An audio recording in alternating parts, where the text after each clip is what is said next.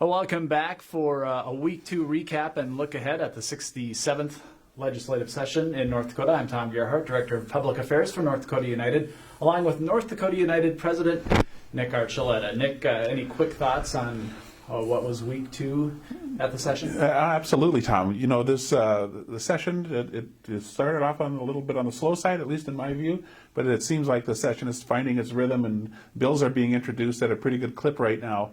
As legislators contemplate what to do for the next biennium. So, and we've seen some votes on the House and Senate floors, and that's where I wanted to start. I wanted to get your thoughts on House Bill 1075, which deals with that time in the fall conferences, time for professional development. Right. We'll let you get into the details, but that did go to the House floor today. Right, and without getting too far into the weeds, Tom, this is those 2 weeks, I think the third, or 2 days of the third week of October, that have characteristically been held sacred, so that the North Dakota Council of Education Leaders and the old NDEA and now North Dakota United would hold their professional development conferences on those 2 days.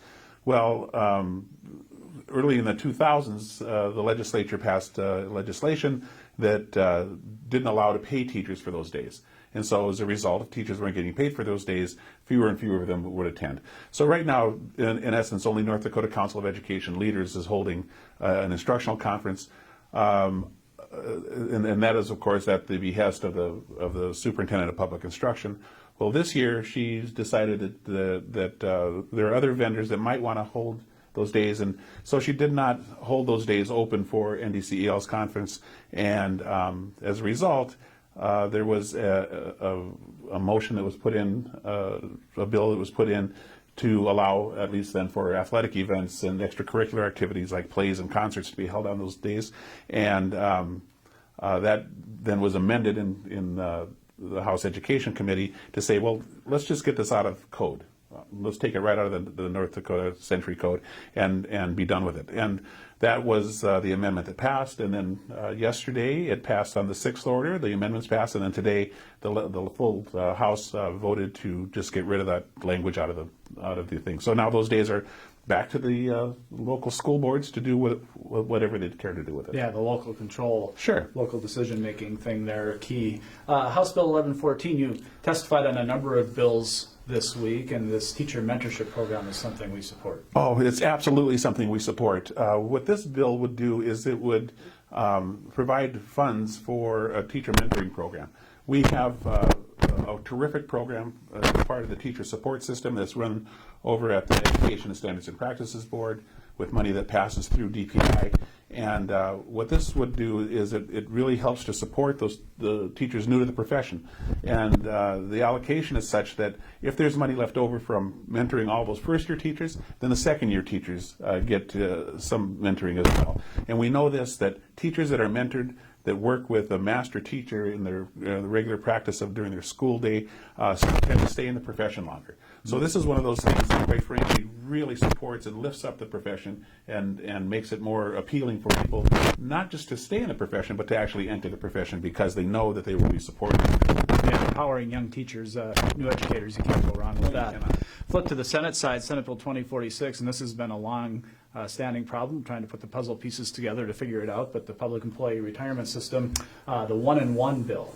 Right, and this is the one we voted on last session and voted in favor of too. The North Dakota Public Employees Retirement System, frankly, right now is in a little bit of trouble. It's not trending in the right way. So its liabilities are up, and it should be different. And so what this bill does is it supports PERS. It increases the contribution by 1 percentage point for both the employers and the employees, and this will help the retirement system the trajectory to go in the right direction, so that it will eventually be 100% funded. And so we have supported this in the past. We support it in the future. In my testimony, though, I made this caveat. I said that the public employees have to, because they'll be contributing 1% more of their wages into the system. They need to receive a a salary increase that allows them to cover not just that, but also to cover the increases in the standard of living in the state of North Dakota. And so we hope that that is what actually comes down the pike. Otherwise, it can just turn into a wash. It could turn into a wash or even worse. Or worse. Yeah. Yeah. Moving along to House Bill 1013, which deals with the National Board Certification. Talk about that, Bill. You were also able to testify there. Excuse me. The National Board's certification, frankly, is one of the best programs ever developed. It allows teachers to really hone their abilities in the classroom, and not only that, but it allows them to earn some more money. I think the stipend in North Dakota is $1,500 a year for every year that you are a nationally board certified teacher. So this allows those teachers to hone their craft, to become very, very good at what they do, and this will also cause them to stay in the profession longer. That's what the studies are showing. It shows also, or the studies that we have seen also shows that this allows them to attain positions of leadership in their schools without actually leaving the classroom and moving on to become an administrator. So this is a win-win for teachers, and we do know that there is a demand for it. We had a terrific cadre a couple of years ago that came out of West Fargo. I think there were over 20 teachers in that particular cadre. That same year, there was one that in Valley City that wanted to form, but there just wasn't enough funding for it. And so we're hoping now that if this passes, that we'll see money pouring into the system and benefiting more teachers. House Bill 1058, which deals with employee leave. The last bill we'll talk about as we look in the rearview mirror to this week that was.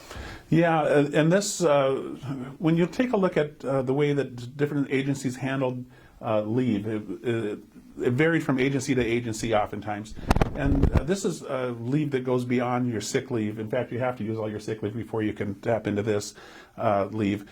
But this will allow, make it more easy and more streamlined system for employees to donate leave as well as to apply for that leave.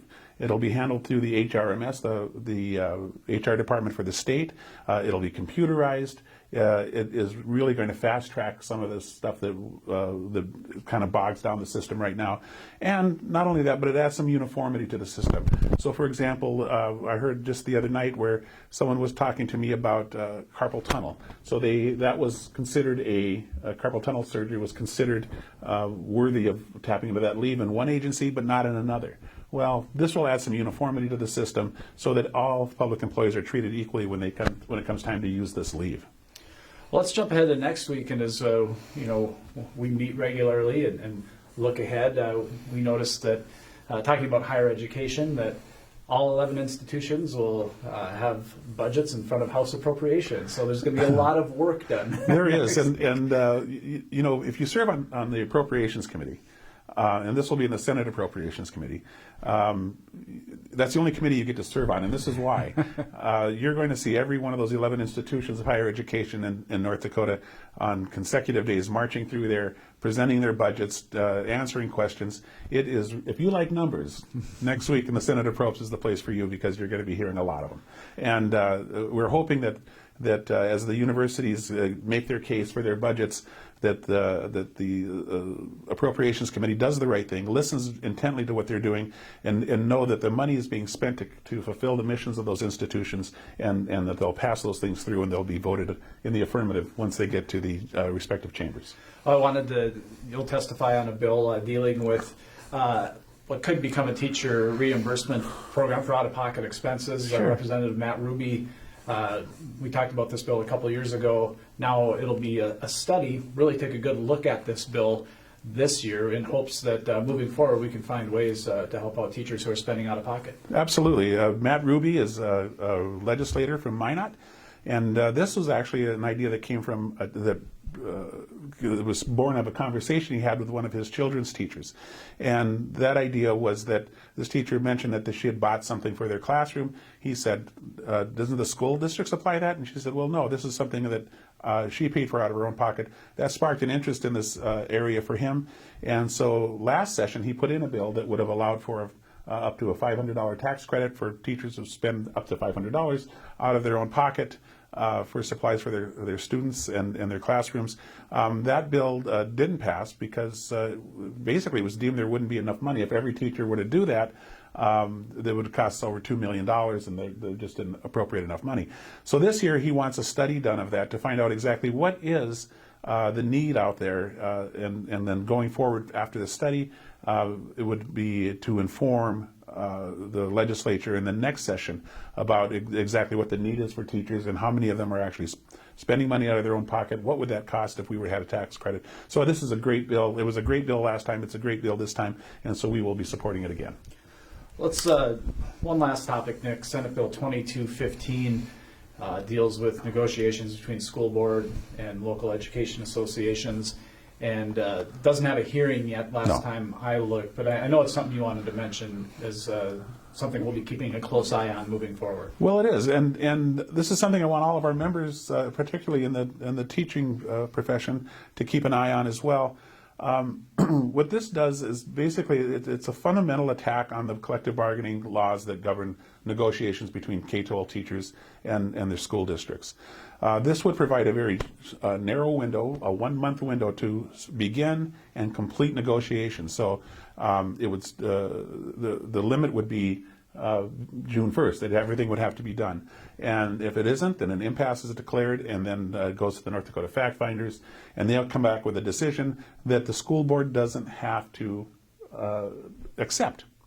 So this really, it's already an unlevel playing field, we see it as anyway, and this doesn't do anything at all to level that playing field.